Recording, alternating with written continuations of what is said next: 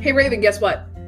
Can it wait? I'm trying to hang up our new pride flag. I got some news. We're going to be doing a live show at the Pittsburgh Cannabis Festival. I know, we've been talking about it on the pod. Are you going to help me hang this flag? I'm struggling to get it even. Well, we got some new information. That's nice. Now, are you going to help me or not? The event's going to be presented by Terrapin. Wait, Terrapin? They got some really good strains. I love their lemon G. It's really good for those stressful days. Yeah, and their Double Bear stuff's really good too. I don't think I could have dealt with the food industry without their Primal Punch cartridge to help anxiety. Well, what else is going on the day of the event? The event hopes to highlight all the utilities of cannabis, from medical use to industrial use of hemp, for things like plastics, paper, and even clothing, to bioremediation and sustainability. There are even educational presentations on the bud stage for things like using cannabis to help trauma from a biopsychological perspective, how some cannabis vapes are made from supercritical CO2 extraction, and veteran advocacy, to name a few. That's really cool, especially the veteran ones, since me and a lot of my family enlisted in the military. But is it all going to be educational? No, there's going to be some fun with the advocacy to help normalize cannabis. Some bands are going to be playing, such as Truth and Rights, a Pittsburgh local reggae band, Sierra Sellers and Clara Kent, two R&B soul artists, and Manny's going to open for Clara. There's also going to be a pop-up yoga class that people can join in on, guided by Yoga 6 from South Hills, as well as a midday meditation on the solar stage. Wait, are there going to be tables? And what about food? Isn't this a festival? Of course there's going to be tables and food trucks. There's going to be a wide range of food trucks to satisfy all of your cravings. Tacos, Korean food, ice cream, and so much more. Plus live glass blowing, different CBD boutiques, and glass shops selling CBD bath bombs, edibles, lotions, oils, vapes, rolling papers, pipes, you name it. Even Curated Flame, the dope Pittsburgh glass shop, is the official cone sponsor, and we'll have some pre-rolls for the first 50 people to show up to the event. Pre-rolls? In PA? Yeah, they're either CBD or Delta 8, derived from hemp. The glass blowing sounds really cool. Do you think they'll make something for me? Of course, who wouldn't want to see a one-of-a-kind piece get made right in front of them? I have some friends that would love to volunteer. How could they do it? Very easily. All they have to do is email the event planners at info@pittsburghcannabisfest.com. It's a great way to build a space for the Pittsburgh cannabis community. Well, when and where is it so I can make sure I have it in my phone? It's August 14th from noon to 5 p.m. at the Allegheny Commons Park North Side. Awesome. Now, if you would, love, help me put this flag up. I can't feel my arms anymore.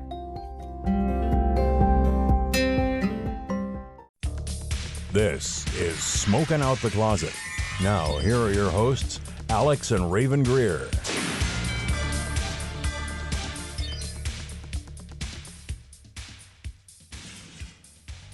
Hi, my name is Raven. I use she, her pronouns, and welcome to another episode of Smoking Out the Closet. How's it going today? Today I wanted to talk about what pride is and what rainbow capitalism and corporate pride looks like and what it is too. But you might notice that Alex isn't here with me today, and that is due to a scheduling issue, mostly caused by me. Actually, no, I should say it was all caused by me. So we had a little wiggle room with our schedule. They didn't line up super perfectly, but we had some wiggle room, and I kind of screwed that up. And basically what happened was Pittsburgh Pirates are throwing Pride Night at PNC Park. The time we're recording this Friday. And so I changed schedules with one of my coworkers, not thinking of the day to change. And I screwed up, and now kind of made it hard for us to record. Just timing wasn't working out. So I'm doing a solo episode today, and I hope you're okay with that. But just to make sure, we're trying our best to release stuff every week, and I know there's been 2 occasions where we didn't, and I do feel really bad about that. So I'd rather do a solo episode with me, or a solo episode with Alex, and just kind of like have that still uploading, because we really care about you guys, and we want to keep making these stuff out because it's fun for us. We kind of like interacting with you guys. So Alex will be back on the next episode. And we actually are going to have a guest on that episode, so look forward to that. We're going to keep that a little hush-hush, other than we have a guest. But let's get started with this episode. So, for those of you who are new or just joining us, welcome. We are a queer podcast who talks about the cannabis and LGBT communities and everything in between. We also talk about things that we see in real life that we just kind of want to be on a soapbox on, call shit out on. So, welcome. So, before we get the episode and the topics I want to talk about today, I kind of want to talk about the strain I had that I smoked with Alex last night, and it was horrible. So, I got from work Calypso Kush as part of one of our employee strains that we could buy for a discount, a big discount, and I'm glad I did because I spent $15 on this and it's 45, so I saved $30, and I'm glad I saved that $30 because I'm not getting this IRL. I'm gonna use it because I'm not one to waste weed, but this is so bad. It's so bad. The only other one that I've had that was bad like this was the Banks Texas butter, and I think this is worse than that. So let me go over that review. So this is now the officially second worst, or the second bad review we've had on the podcast. Now that I think about it, and it's also been on a solo episode, which I find funny. But this time I actually had Alex's input into it. So one thing we've noticed is with most, this is a canned weed. It's like in a cat food container with those triangle like spin tops you got to match up to open the open to get into your bud. Now a couple grow processors do this. Calypso with their Calypso Kush and a couple other strains have these. And the Calypso Kush, I don't know if I actually said it, is the strain that we smoked. I think I said it, but I'm going to say it again. Calypso's Calypso Kush is what we smoked. And Prime has it on a lot of their flour. Insa has it on a lot of their flour. But the problem is with this one, I don't know if it's just the batch I got or if it's just an issue with Calypso, because this is the first Calypso stuff I've ever smoked. Everything can move independently of each other. And I have it in my hand. You might hear me like my thumb kind of rubbing against the can as I'm moving the bottom half of that triangle matchup. It's horrible. First off, it's not high in THC at all. It's only at 16% THCA, which is, and it has like 1% THC, which, okay, I've had some strains that are low like that, like especially from Terrapin, that are really good. So why do I have a strain that like that I really liked, but not this Calypso? Well, some strains with the terpenes kind of make up for the lack of the cannabinoids, and they have really good profiles. They help really well. This is just garbage. It is literally like 0.146 caryophyllene, 0.409 myrcene, 0.07 alpha pinene, and 0.042 bisbol. That pinene and bisbol are super low. They're not going to really give you any medical effects on that, but the only reason why I really went for this when we smoked is that myrcene, because of my sprained knee. Now, this strain's a hybrid, and I don't usually have issues with hybrids, but this just seems very lacking as a flower. And it looks appealing. It's got a nice color profile. The terpenes on it looked really nice. It doesn't have a terrible smell. Like it smells pretty botanical, and what you would kind of just gather from basic weed. It's not super gassy. It's got little flecks of orange in it, which is nice. There's no purple, unfortunately. I'm a huge fan of strains that have purple on them just because I love purple. But it honestly doesn't smell like much. There's no gassy scent. It's just pure botanical, which is not a bad thing. But the biggest issue I have with this is there's still a bit of sugar leaf kind of on this, which is never a bad thing, but that just kind of took some points away from it. First off, the second thing is it's just weak as a flower. When using it, we didn't get any flavor off of it. The smell when used didn't make notes of anything. There was no gassy smell while using it. It's just kind of a disappointment all around. Now with Texas butter, I did note that there was some medical benefits. Other than that myrcene, which honestly did not take the edge off of my pain at all. Like, I've had strains where the myrcene is higher or as high as zero point 0.4, and it's helped. This was a very fleeting help. It helped in the moment, but once I got back inside, I needed to smoke again because I needed something else because it just was not cutting it at all. But the problem also with this lid is with everything spinning independently, you're going to get a dry flower very fast. If it hasn't dried out from when it was made and shipped, it's going to dry out once you open that can. Um, so it's just a big disappointment all around, and I'm not very happy with you, Calypso. This was not a good strain. Alex noted that while they were on RMU and going to college, that they had weed from the legacy market that was better than this. And the fact that the bank, which is notoriously bad for being bad, like tasted better than this and had a better quality, honestly makes it a better like it's all around bad. Now, the thing is with Calypso is that my coworkers have talked about it before and say friends don't let friends smoke Calypso flower, and I'm starting to see why. Because with a first strain like this, it's horrible. So me and Alex both rated this a 1.5 out of 5, and if it's a good strain. And the reason why I gave it a 1.5 is it's a good strain, and I can see it being used for like edibles and like helping like elderly people kind of take that edge off, and being used for edibles to help like kids and are in the program. But it's beyond that. I can't see any use for this strain other than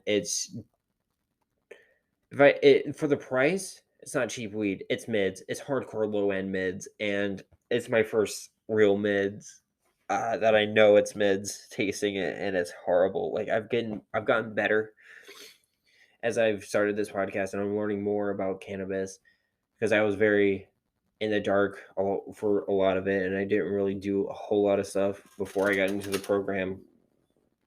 So it's just this is horrible. It is so horrible. But I'm not going to waste any more time on that. Calypso Kush by the grow processor Calypso. 1 out of 5 out of 5. Moving on. So, one thing I wanted to talk about is pride.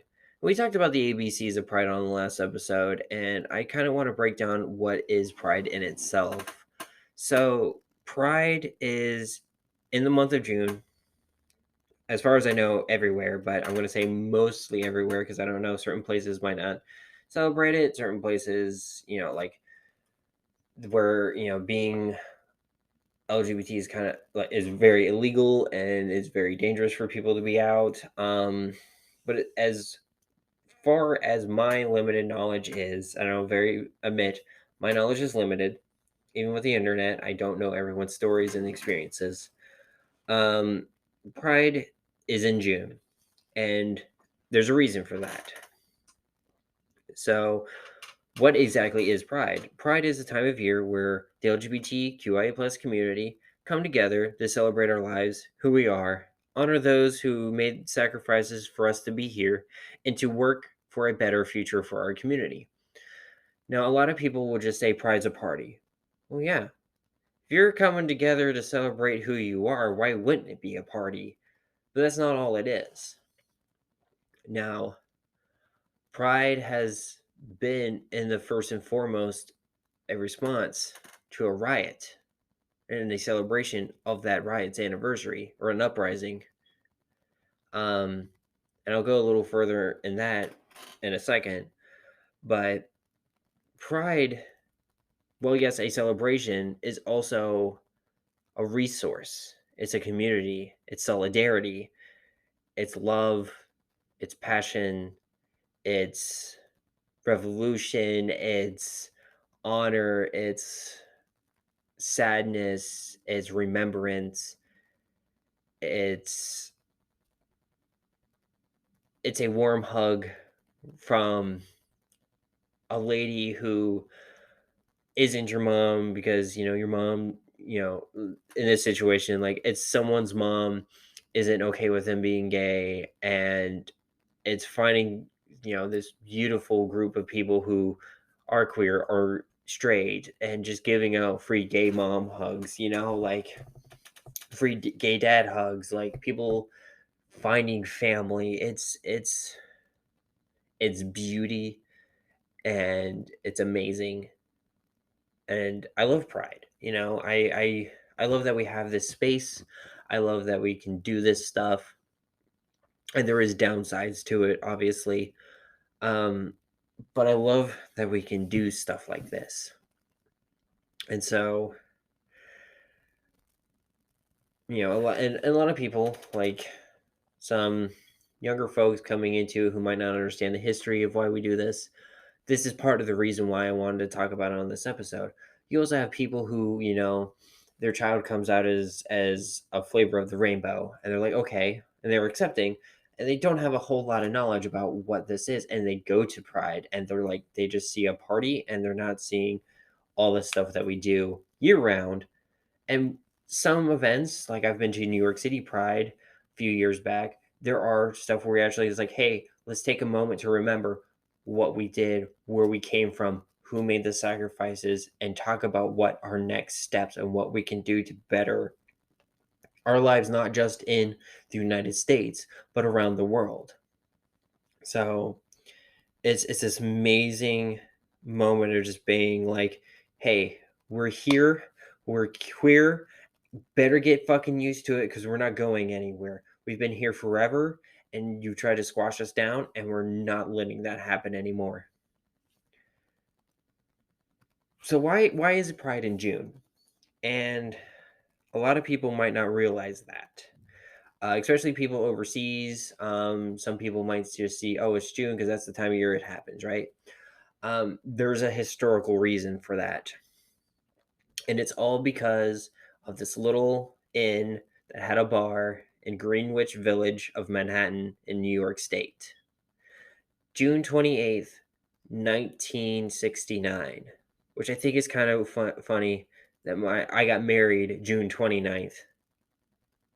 So it's kind of cool how that lined up for me personally. But June 28th, 1969 to July 3rd, 1969, cops came in to raid the Stonewall Inn of charges of disorderly conduct, because at that time, especially in New York State and New York City, any large gatherings of homosexual people was disorderly and disgruntled, disorderly.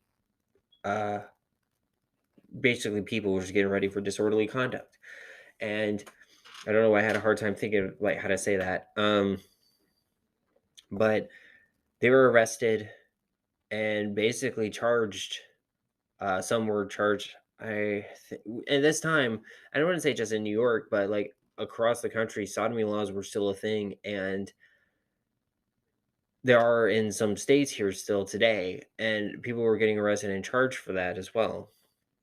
So what ended up happening was, no, it's kind of disputed on who threw the first brick, and I can never remember how to pronounce the other person's name. So I'm actually going to look it up because I have to have the pronunciation in front of me. But basically, it a lot of people say it's Marsha P. Johnson, but some say it was Zazu Nova. And I don't know why I always have an issue with the Zazu part, but yeah, it's either Marsha P. Johnson or Zazu Nova. They were the first ones to throw the first brick at the officers to start what is being called the gay revolution. And when this happened, it was basically fighting back against the cops and being like, hey, look, we're tired of this. You're basically hunting us in the one place that's a safe spot for us where we can be who we are, who we can won't be afraid of being who we are, and we can love who we want to and live how we want to. And it was very hard time, and it took a long time for us to even get like marriage equality, and we never stopped. And some of the people who lived and were at Stonewall with the uprising made it, and they lived, they survived to see marriage equality happen. And some of them got married legally immediately after that happened, and it's beautiful. But sadly, there's a lot of them who did not live long enough to make it there, between, getting attacked by people, the HIV, the AIDS epidemic, just age got to them, whatever. There's a lot of them who did not make it. And so that is part of the reason why we celebrate Pride so much and have, remembering services and remember as a time of reflection as well, because of these people that kind of kickstarted the civil rights movement for the LGBT community. Now, Stonewall was not the spark. It was not the beginning of our movement. It was not the thing that started it. It was already going on. But it was the unifier for the movement. It was things that brought people in from outside our community to help us. It was a thing that basically led to us coming together to fight back, to stand up for ourselves, and start this movement with gusto. Essentially, Stonewall wasn't the spark that lit the flame, but it sure shit was the gasoline that got poured on top of it. And a lot of people seem to forget that nowadays, either from not understanding, not getting taught our history, or just the older generations that lived through it, lived before it, slowly dying. And we need to preserve that history. And that's one thing I like about StoryCorps is they have every year they'll either release parts of ones that were recorded previous years, or they'll have a thing to amplify the voices during this time of year of what life was like as a gay American, as a queer person before Stonewall. And it was hard, so hard. And while I don't want to discourage people who live today, who are coming up, who are living now, because sure as shit, it is hard still today. It's a different kind of hard. We're seeing ourselves on TV now. We're seeing ourselves in media. We're seeing ourselves become scientists, out and proud, going into spaceships, living our lives. And there are chances we could be who we are. And yes, there are people saying we shouldn't be who we are, that are threatening us, death threats, telling us that we are an abomination. But it's gotten better. And I don't want to, even if it's just the slightest, we have a step forward. And I don't want people to think that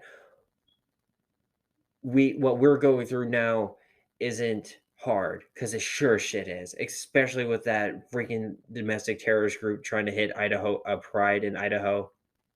It is hard.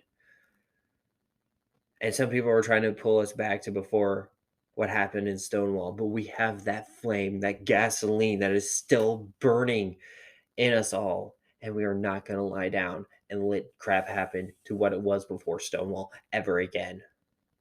And is affecting other countries and other parts of the world too, and I'm seeing it, and I love it, because we are here, we are queer, and we're damn sure not going anywhere.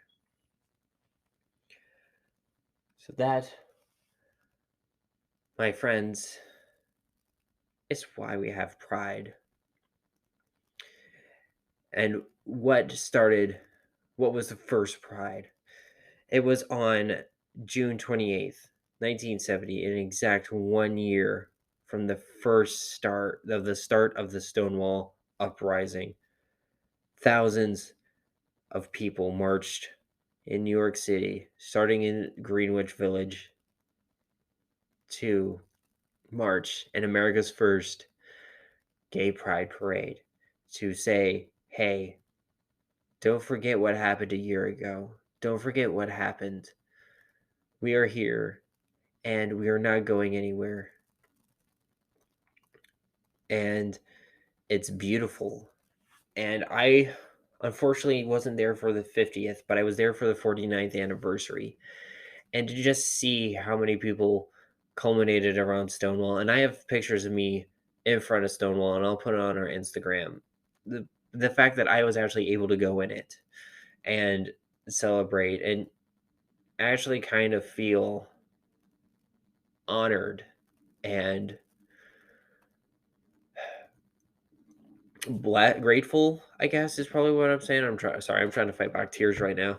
But honored and grateful for the fact that I have this ability to go to this building, and it's going to be there because in 2010 Obama made it a national historical landmark.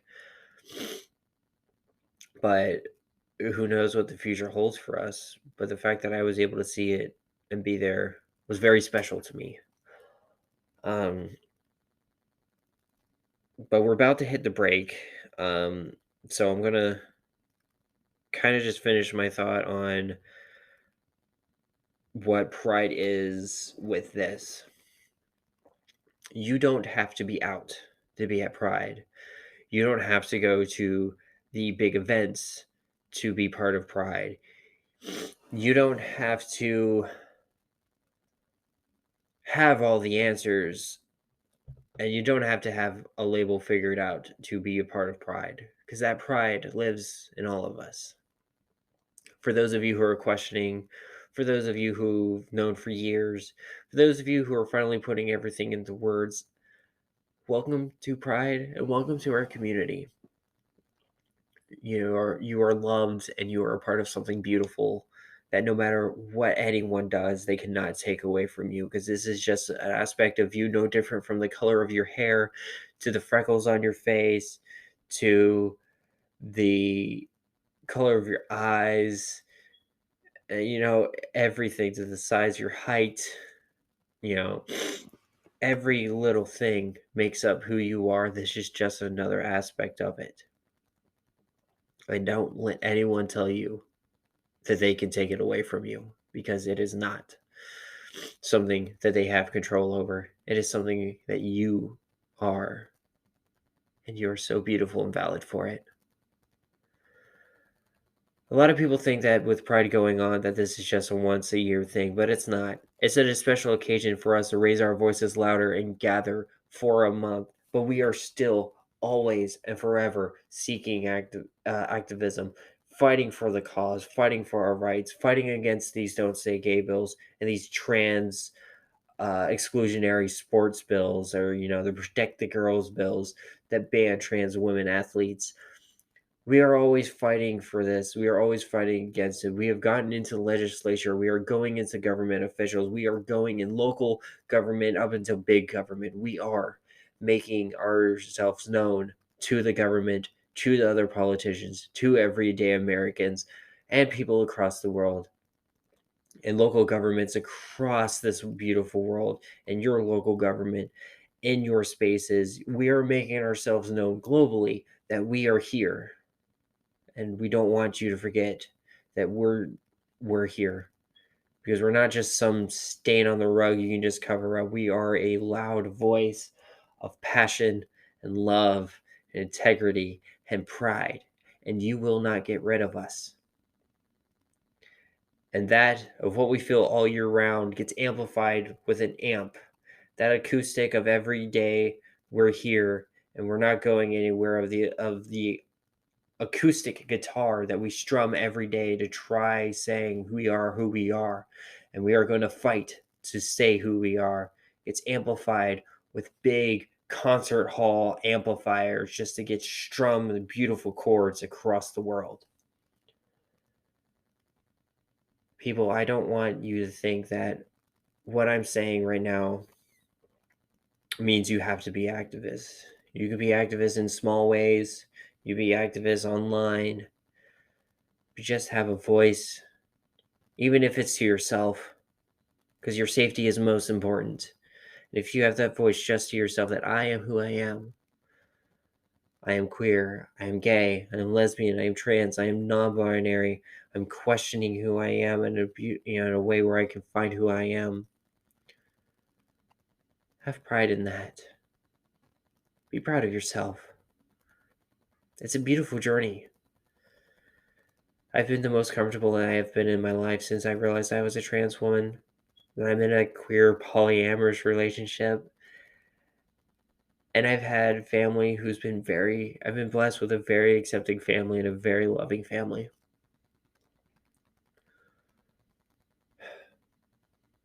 But be safe, first and foremost. Look out for each other. Please. Be safe. And with that, I'm going to cut to the break and into future me talking about on this day in history. And boy howdy, it's a doozy, and it's full of a lot of gay history. Welcome back to another episode of On This Day in History. I don't even know why I said episode. I meant a part. Whatever. Welcome back to another part of On This Day in History. Today we're going to be looking at June 14th. And it starts off with 1915. And the history, I will warn you guys, folks, everyone, a lot of it is pretty sad. And I want to even say the sad ones to kind of note that our struggle has been very long. And it's been a very huge uphill battle for us. And it's even worse for the minorities within our community, like people of color. And so I'm adding everything, the good and the bad, to show where we've come and where we're going. So I'm starting with dyslexia. I'm starting with 1519 in Spain. Friar Luis Castellio preaches that the plague came as God's wrath for sodomy. As a result, mobs hunt down gay men and burn them at the stake. And we are seeing it again in this day, unfortunately. 1950, after months of controversy, the United States Senate authorizes a wide-ranging investigation of homosexuals and other quote-unquote moral perverts working in national governments. This time it was already being used that as part of the United States military, you were already disqualified, or you'll even get dishonorable discharge if you were found out to be a gay man or a gay woman. Because I'm pretty sure, looking back, with the women who volunteered in the United States military to help, not fight, but be on the sidelines and everything and help where they could, that was also a disqualifying thing for them. In 1961, George Allen O'Dowd, also known as Boy George professionally, is born. The English singer, songwriter, DJ, fashion designer, and photographer was the lead singer of the Grammy and Brit Award-winning pop group band Culture Club. In 2006, in an episodic documentary directed by Simon George titled "The Madness of Boy George," George declared on camera he was militantly gay. And in 2008 documentary "Living with Boy George," he talked about his first realization when he was gay, and how when he first told his parents. He disclosed that he understood why men fall in love with other men as well as with women. In 1972 in Canada, Montreal rights group Front the Liberation Homosexual, or FLH, opens a new gay center with a dance. Police raid it and charge 40 people for being in the establishment selling liquor without a permit. The charges were later dropped, but attendance falls at the center. The organization folds within 15 months. 1977, the first U.S. national opinion poll of homosexuality takes place. The Gallup team said, while Americans are becoming increasingly liberal regarding homosexuality behavior and the legality of homosexuality, there still remains a substantial percentage of the public who considers homosexuality to be unacceptable and who feel it should be illegal. The questions were, do you think homosexual relations between consenting adults should or should not be legal? And do you feel that homosexuality should be considered an acceptable, quote-unquote, alternative lifestyle or not? The questions were asked by Gallup until 2005. In 2004, in Australia, in response to the government's failure to recognize same-sex marriage, a group of gay and lesbian activists declared independence on Australia's external overseas territory of the Coral Sea Islands, which were inhabited islets east of the Great Barrier Reef. The gay and lesbian kingdom of the Coral Sea Islands were established as a symbolic political movement. The rainbow flag is the official flag with the pink triangle in the coat of arms, and I Am What I Am in their national anthem. In 2013, Nazita Quinones Alejandro, born January 1951, is appointed to the U.S. federal court by President Obama and confirmed by the Senate. She is a district judge in the United States District Courts of the Eastern District of Pennsylvania. Quinones Alejandro is the first lesbian Latinx to be appointed to serve as a federal judge. Her nomination was confirmed by voice vote on June 14, 2013. She received her commission on June 19, 2013. That has been on this day in history. And I do note that some of what I've said has been a little darker on this week's episode, and I do apologize for that. And I do apologize that has triggered anybody. But I just want to make us aware and us grow. And it is part of my job that I take on myself is with this podcast, but also as an older queer person to help teach and inspire the next generation. And I hope I'm doing that and help teach and inspire our current and older siblings with the knowledge I do have now they might not have, or they are learning or finally figuring out for themselves. Because what I would love to teach, and what I do kind of with this podcast as well, I love and teach my little sister with the gay stuff. I want to kind of spread across the world. And one way to do that is with this podcast. And I just want to take a brief moment to thank you all for listening. And thank you all for being here and coming back every week, or just even giving one episode a listen. I do appreciate that. And we'll be back with the other half of the next episode as I wrap up here with this week's part of On This Day in History. Alrighty, and we are back. Well, I guess I'm back, but whatever. Semantics. So my final thing I wanted to talk about, and it might be a shorter section today. It might just be a shorter episode altogether. Is what rainbow capitalism or corporate pride is. So what is it exactly? Well, rainbow capitalism is essentially the licking a pride sticker on countries where LGBTQIA plus people are a little more accepted, but places like the Middle East and Russia, they're still using the regular logos. They're the ones that are set empty feelings, empty words that are saying, oh, we stand and support you, but behind the scenes we'll donate money to conservatives who support conversion therapy, send money to places that are conversion therapy camps,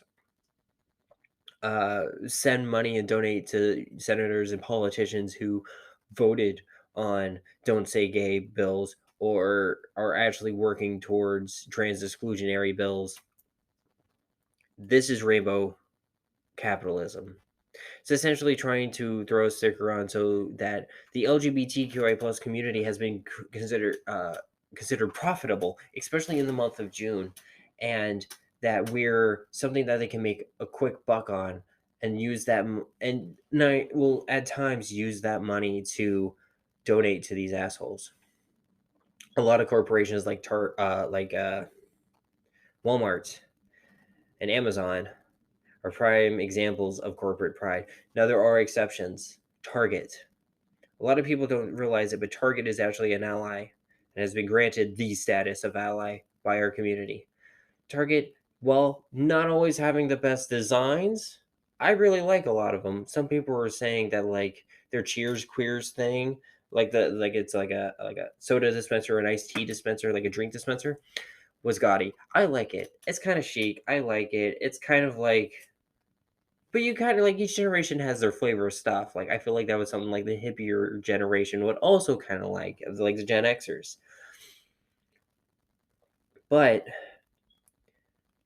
it's not everyone's cup of tea. But the thing is, they're working with um, Tomboy X. They're working with that company. They donate money to GLSEN, and P Flag and the Trevor Project during the month of June.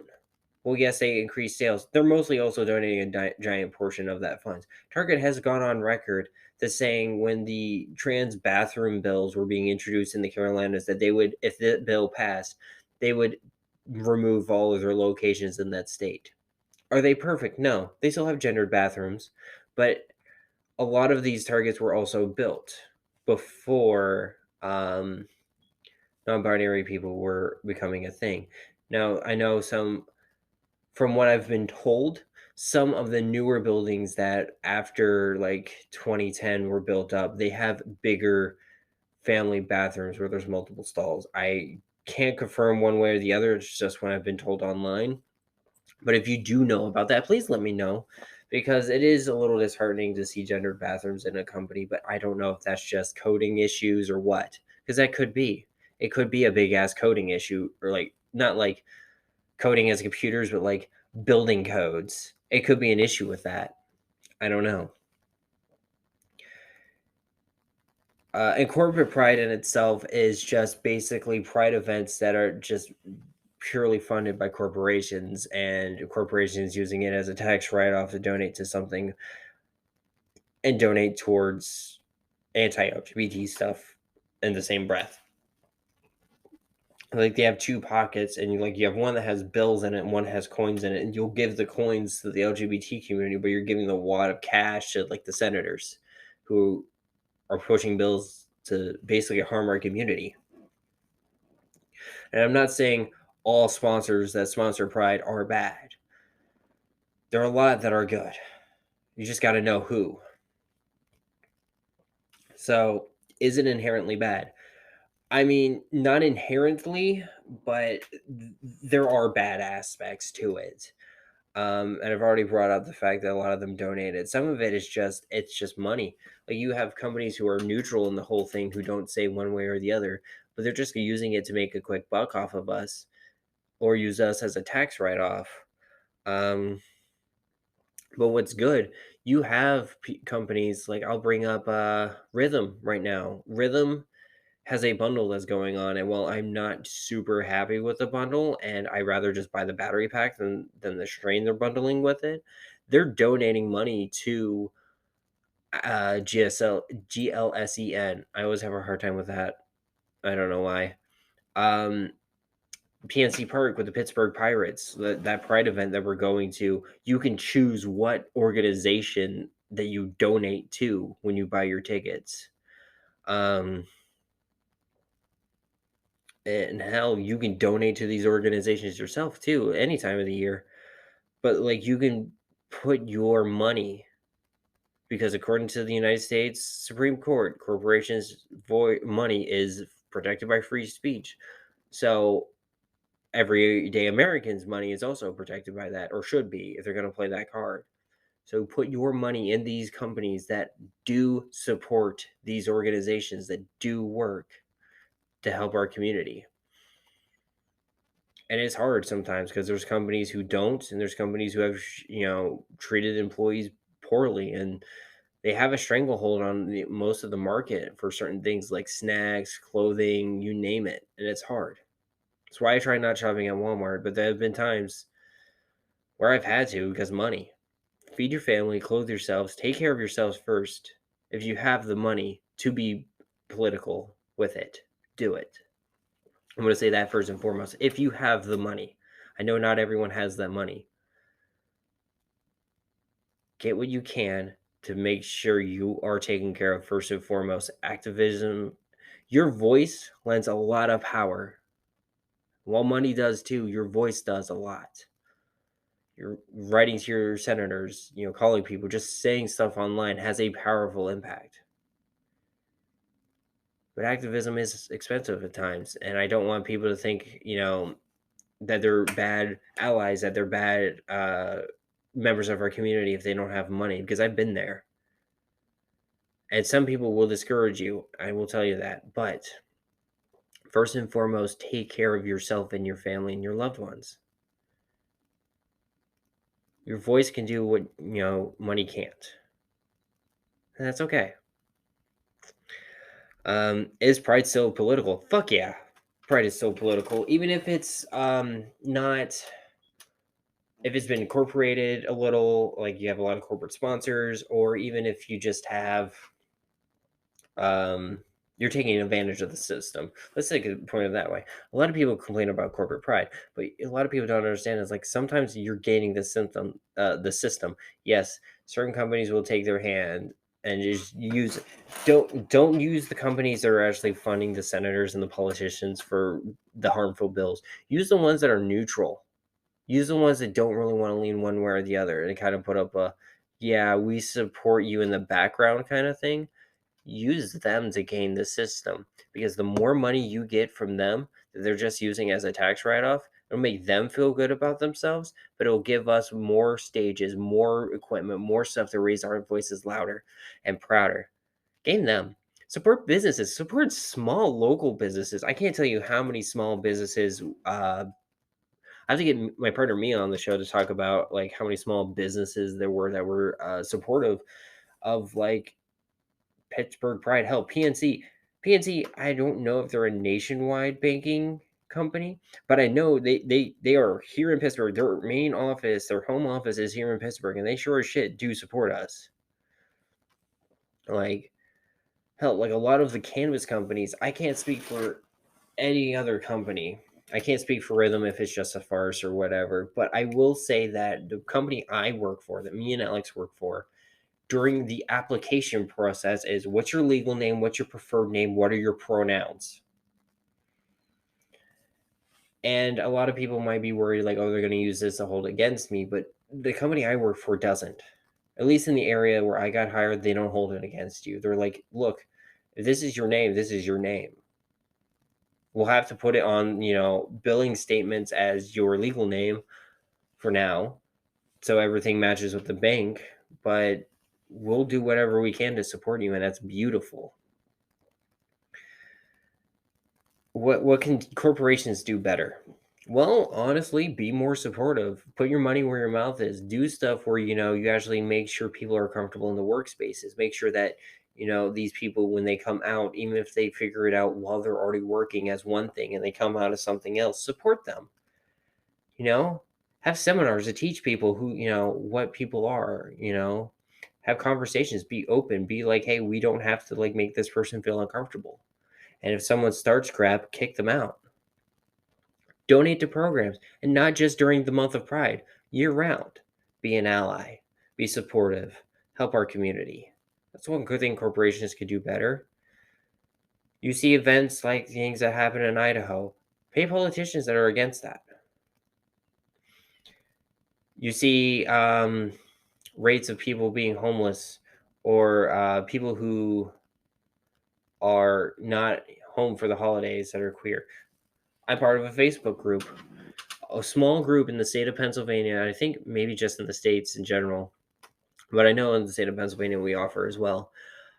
It's called Home for the Holidays on Facebook, where queer people and allies will literally say, hey, if you need a place to stay during the holidays, if you don't feel comfortable going home, if you don't feel safe being who you are at your parents' house, or you've just been kicked out and you want somewhere to go for the holidays, my door's open. And sometimes people will even open that, like, it's called Home for the Holidays, but I've seen people literally say their door is always open. If you ever need anything, just give them a message, let them know. Some even help pay for plane tickets. Corporations could do that. They can help, freaking, I'm just throwing a hotel chain. could literally turn one building into a homeless shelter for anybody, but except queer and trans people in that homeless shelter too.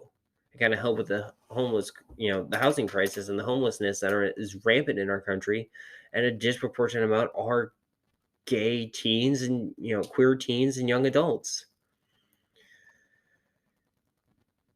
And one big question a lot of people ask is, does Pride need sponsors? I mean, yes and no is my answer. And of course, everything I say is my opinion and my views. So don't take it as law just because one trans person, one queer person says this is what it should be. It's just my view, my opinion, like I always say on the show. Sponsors help. You just got to get the right sponsors. So the thing is with sponsors, especially companies, and any small business is technically a company, but any business, no matter the size, donates money, they are able to donate a bigger portion of what everyday people can donate. But that doesn't mean everyday people can't donate, but it's more able to be constantly generated, especially during, a recession, where times are tough for everybody. I'll use this example. Say right now I can only donate to, if I save up to donate, let's just say that. If I donate and I save up all my tips from work, I could donate maybe $2,500 to Pittsburgh Pride if I save up for an entire year, give or take, right? A business can do that amount in a month just by the higher up saying, you know what, we're going to take a portion of this profit. I'm not going to pay myself as much. Everyone gets paid. I'm not going to I'm not going to line my pocket as much. And I'm going to take some of this money and I'm going to put it to a cause I believe in. I'm going to put it into, the LGBT community so they can have this time to be who they are and out and proud. And it's honestly the smaller businesses I would rather see support us, because if the smaller businesses can generate and local businesses that are like, hey, hell, even PNC is good. PNC is okay.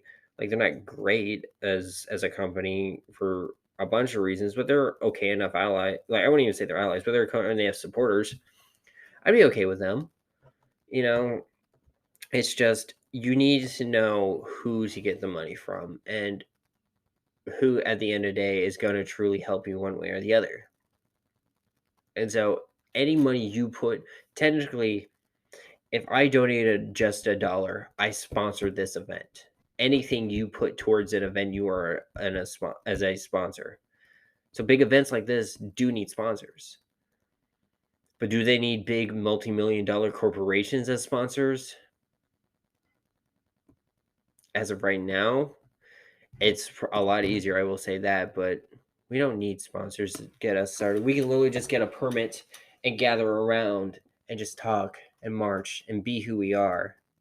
And while that does cost money, we don't need corporate sponsors for that. We just have small gatherings at like your local job, like I'm doing right now, or your house. You don't need money for that. Just be who you are. Be out, be proud. Well, yes, sponsors do make these big events easier. Do we need people like Walmart for these events? No. But sure shit makes it easier. And going back to the pride is so political, it sure as shit damn is. Because we are showing, even before what we're doing, just that our mere existence, sadly, is a political statement to people. And I have left groups on Facebook because calling someone out saying like, hey, that's not okay, that's kind of like anti-LGBT, that's apparently grounds for for their word is it's grounds for dismissal because it's political. And I'm like, so calling someone racist is political? How's that any different? By your logic, calling someone racist is political because people are racist and there's systemic racism, and calling that shit out is political because basically if you say you want equal rights, that's political. Trying to get it passed in legislation, yeah, it's fucking political, but why is it political in the everyday? Hey, don't kill us. Why is that political? So it's probably political, yes. Just our mere existence, just by us fucking taking over a town, a city, marching, that is a political movement.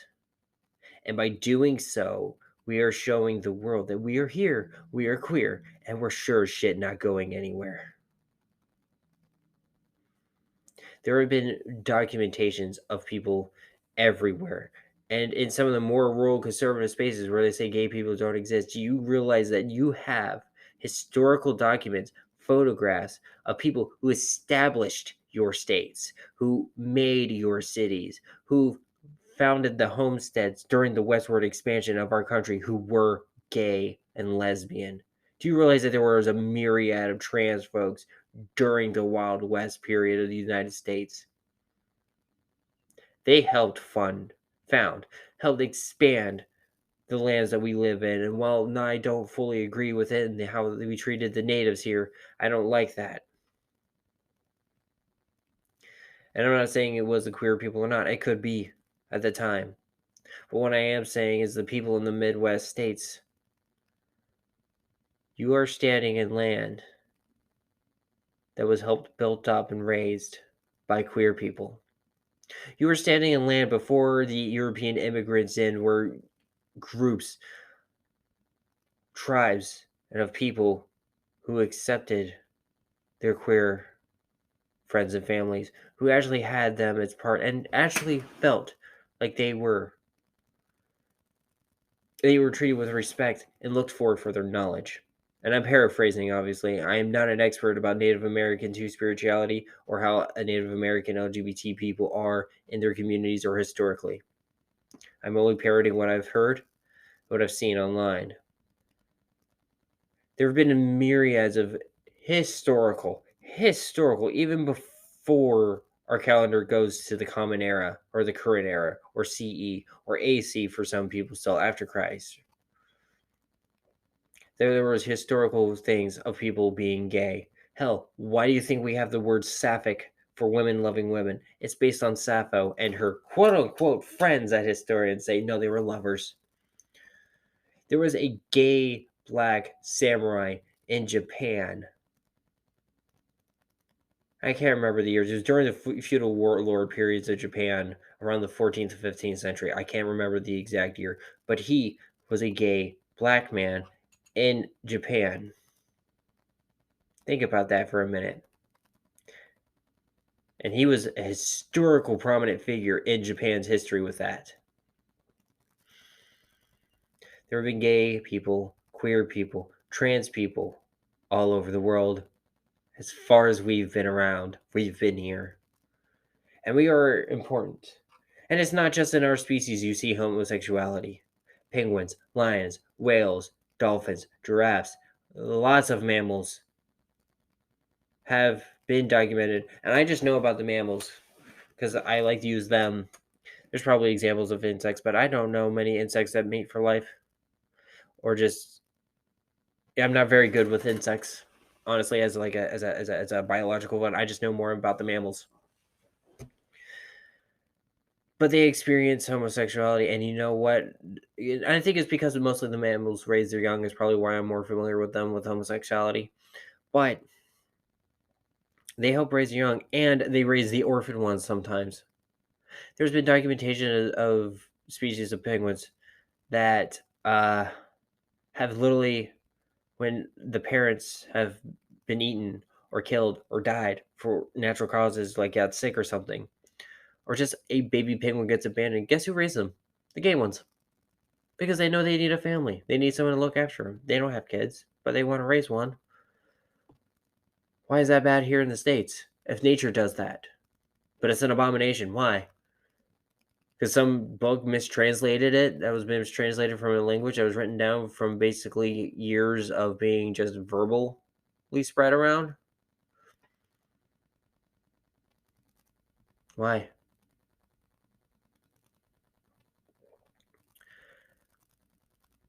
Pride is a time for us to be who we are and to shout, "We are here, we are queer, and we're not going anywhere." And no matter if there's rainbow capitalism, major corporate sponsors, at the end of the day, we have pride within us all year round.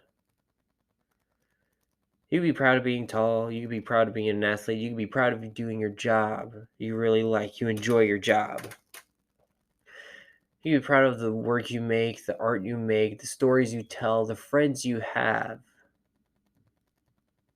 So don't ever feel like you should be ashamed for being a part of the LGBTQIA plus community.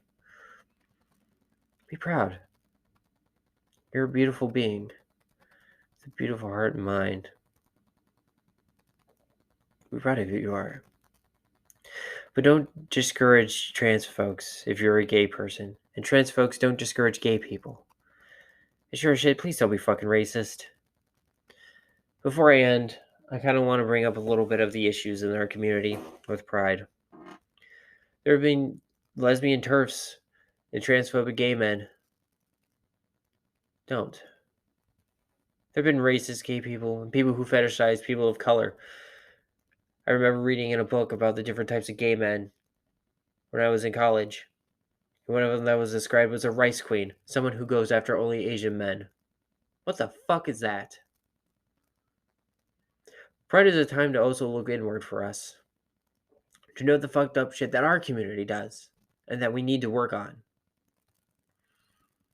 So quickly, I would like to bring that up. Cut off the racism, cut off the ableism, cut off the allosexism, cut off the cisgenderism, cut off the fucking bullshit. Because we are not here to split hairs. We are not, well, okay, I can't say that. We are not here to diverge our community, to separate us. It doesn't matter if we're gay, white, or it doesn't matter if we're a gay white man or a black trans woman. We are all part of this community and we all deserve to be here no matter what our skin color, our height, our physical limitations, or whatever, or age. It doesn't matter. I don't care if you're 7 and find out you're gay or you're 58 and just found out you're gay. Welcome. You belong to be here. Just respect everybody. That's all I ask. Pride is also a time to look inward. But I think we should always look inward and show a mirror to our community. There have been people who have been biphobic, hate trans people, hate pansexuals, telling bi, trans, and pan people to say, hey, you need to pick a side. You're either gay or you're not. What the fuck? And while that's slowly going away, that is still in our community. There's still a racism problem. So this pride, I would also like us to look inward. And every pride, look inward. See if you have any, hang-ups with yourself. I try working on that every day. If I have a thought where I think is like, ooh, that's a little I note that thought. And I try breaking down why I had that thought. And there's not a lot of them for me personally, but I thank the family I grew up in. But there's still thoughts. There's still things I have to unlearn. And I feel like we should unlearn all the hate that we've had too, that we've been taught to hate, within and out of our community. While I don't hate the politicians who hate us, I am saddened by their hate more than I hate them. Because I will get angry. I am allowed to get angry at them. But that anger comes from sadness. But not just for me, but for the sadness of the safety that the people that they look over are under, that they represent. It's a sadness to me that they have these views and they have such hate because of these views and what they've been told and what they've been taught, that they have such anger to the point that they're willing to take someone's life. That is sad. And I feel sad for them, and I feel pity for them. I don't know if any anti-LGBT people have made it to this podcast or found our podcast or found any of our social media. But for those of you who are racist, transphobic, homophobic, and just have so much hate for people who aren't in your Eurocentric, monogamous, heteronormative, white, cis views and go against you. And that anger you have for that system of oppression that you benefit from, that you are comfortable with the oppression of other people that you benefit from, as long as you are benefiting on top. And if anybody goes against that, you are angered. To me, you are sad. You are a sad, strange person. And I don't feel right calling you a person. You're just a sad being. And I feel pity for you. And I know I derailed the last little bit of that of this episode. I do apologize for hardcore derailing. But I felt like that needed said. Is for those who are anti-LGBT and you just have so much hate in yourself for someone just being who they are, to stand up and saying, hey, I don't want to be killed. I want to live like you do. I want to have a life. And you are angered by that. What a sad life. What a sad, sad life. And I feel so much sadness for you and pity for you. To those gentlemen that U-Haul in Idaho, I feel pity for you. Not because you were arrested, but because you had that much hate that you were willing to go to an event like a pride event like that. And you had so much hate in your heart for that. I feel pity for you. To end this episode, I want to say, we are here. We are queer. And we are sure as shit not going anywhere. Once again, I'm Rayven. I use she, her pronouns.